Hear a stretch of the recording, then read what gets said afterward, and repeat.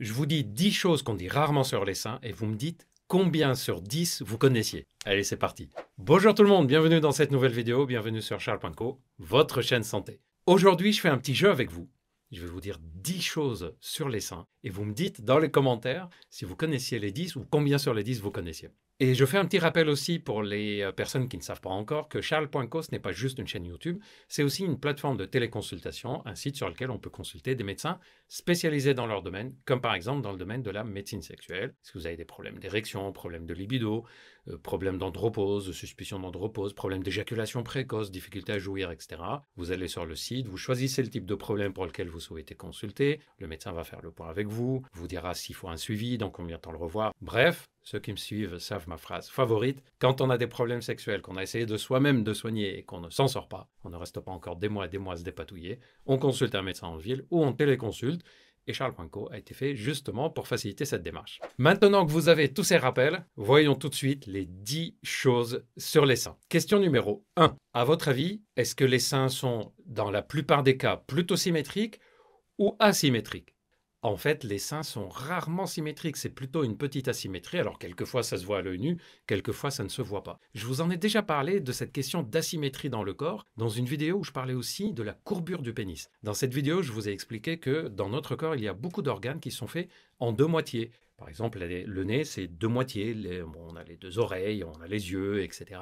Le pénis, c'est fait avec deux corps caverneux. Et tout ce qui est fait avec deux moitiés, en fait, c'est jamais complètement symétrique. Alors, cette asymétrie, elle va être légère chez certaines personnes, donc on ne voit pas la différence, mais chez d'autres personnes, on la voit. À l'adolescence, on la voit très bien, cette asymétrie, puis ensuite, elle se lisse. Bref, les seins sont asymétriques, et d'ailleurs, statistiquement, c'est plus souvent le sein gauche qui est plus grand que le sein droit. Vous n'avez plus qu'à me dire dans les commentaires si vous l'avez remarqué, sur vous-même ou sur la personne avec qui vous êtes. Question numéro 2. En moyenne, si on prenait une centaine de femmes comme ça au hasard, et on pesait les seins, combien pèse un sein en moyenne? C'est un demi-kilo. Et évidemment, c'est une moyenne, ce qui veut dire que ça peut être moins ou beaucoup plus. D'ailleurs, quand c'est beaucoup plus, ça peut donner des complications au niveau du dos et des cervicales. On peut avoir des douleurs dans le dos et les cervicales parce qu'on se redresse pour pouvoir tenir le sein.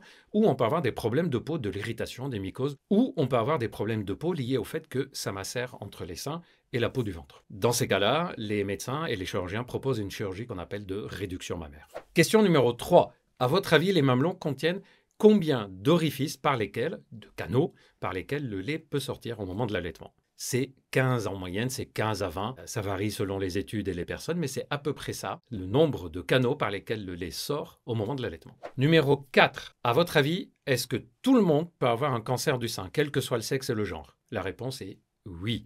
Parce qu'en fait, ça dépend des glandes mammaires, c'est-à-dire les glandes qu'il y a derrière les mamelons. Or, il en existe aussi chez les hommes, mais en toute petite quantité. Et ça peut se transformer en cancer. Évidemment, comme il y a plus de glandes mammaires chez les femmes, c'est plus fréquent le cancer du sein chez les femmes que chez les hommes. Mais ça existe aussi chez les hommes. Numéro 5. Est-ce que c'est vrai que le fait de caresser régulièrement les seins lors des relations sexuelles ou même en dehors des relations sexuelles, est-ce que c'est vrai que ça diminue le risque de cancer? Malheureusement, non.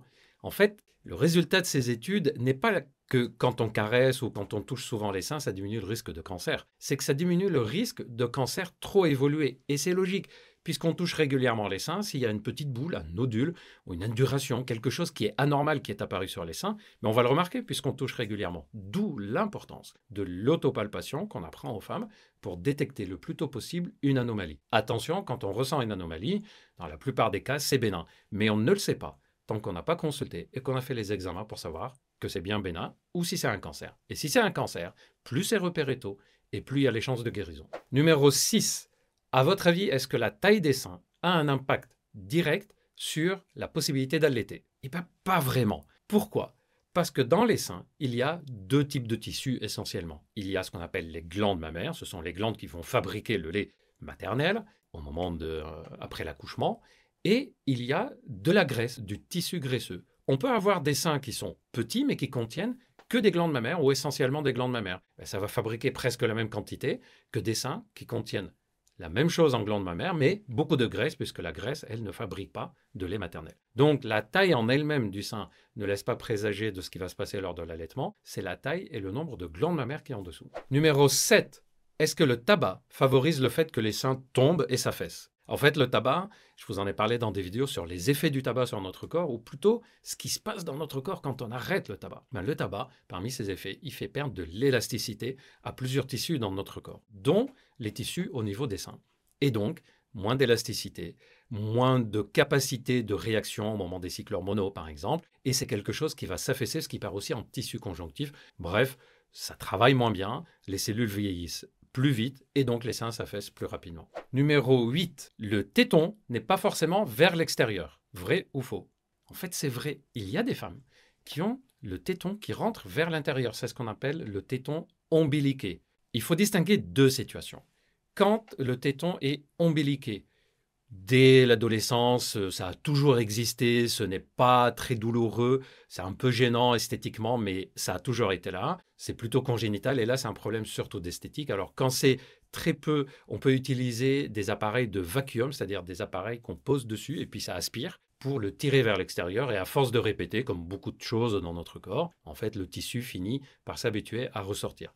Et quand c'est un stade plus avancé, c'est l'intervention chirurgicale qui peut être proposée pour le rétablir, ou simplement, si c'est esthétique, de le laisser comme ça, avec une bonne hygiène, il n'y a pas de problème particulier. Par contre, si la femme ou l'homme n'avait pas de mamelon, de téton inversé, ombiliqué, et que ça apparaît, et qu'en plus c'est gênant, douloureux, c'est comme dur, là, il faut consulter, parce que ça peut être le signe d'une maladie au niveau des seins, voire le signe d'un cancer du sein. Numéro 9. Est-ce que les seins peuvent provoquer un orgasme sans qu'il y ait d'autres stimulations?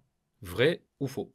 C'est vrai, il y a des femmes qui disent avoir une capacité à avoir des orgasmes uniquement en ayant des stimulations au niveau des seins, et en particulier sur les mamelons et les tétons. Mais attention, d'autres femmes, j'ai dit femmes, il y a aussi les hommes, il y a des hommes qui disent avoir des orgasmes uniquement en stimulant le téton. Et attention, il y a des personnes qui vont dire l'inverse, c'est-à-dire le fait de stimuler les seins, stimuler, caresser, embrasser les tétons, le mamelon, ça risque de bloquer leur excitation parce que ça leur procure des sensations plutôt désagréables. En fait, c'est une zone qui est très innervée et donc cette innervation importante peut donner des sensations très agréable pour certaines personnes, mais chez certaines personnes, ça peut faire l'effet inverse. D'où l'importance de toujours prendre le temps de découvrir le partenaire ou la partenaire. Je vous en ai parlé dans des vidéos comme les vidéos sur l'orgasme féminin, cette importance de se connaître, de savoir comment notre corps fonctionne et aussi comment le corps de la personne avec qui je suis fonctionne. Et on arrive au numéro 10. À votre avis, quelle est la plante la plus utilisée traditionnellement pour tenter d'augmenter la taille des seins? C'est le fenugrec. Si vous me suivez sur la chaîne depuis longtemps, vous en avez déjà entendu parler de ce fenugrec. Et oui, je vous en ai parlé dans les vidéos sur comment booster naturellement notre taux de testostérone et je vous ai dit que le fait d'ingérer du fenugrec a été montré dans plusieurs études comme ayant un effet stimulant sur les sécrétions naturelles de testostérone. Mais visiblement, ça a un effet aussi stimulant naturel sur d'autres sécrétions hormonales, dont celles qui permettent de développer un peu les seins. Mais ce n'est pas prouvé complètement. Les effets, par exemple, sur la testostérone sont nettement plus démontrés que les effets sur la taille des seins, mais il se trouve que c'est la même plante qui est utilisée pour les deux. D'ailleurs, je ne sais pas si vous en avez entendu parler ou si vous connaissez d'autres méthodes comme ça traditionnelles, appliquer des trucs sur les seins pour que ça augmente de volume pour les femmes, ingérer des plantes, etc. Vous pouvez me les dire dans les commentaires, partagez ça avec nous. C'est toujours un plaisir de vous lire. Voilà, j'espère que cette vidéo vous a plu, que vous avez appris des choses. Vous vous souvenez de la phrase de début, je vous la redis maintenant. Quand on veut de l'information, on va chercher l'information à des sources fiables. Et quand on a des problèmes, on ne reste pas seul à se dépatouiller. On consulte ou on téléconsulte pour trouver la solution. Moi, je vais vous préparer plein de vidéos sur plein d'autres sujets. Prenez bien soin de vous et à très vite.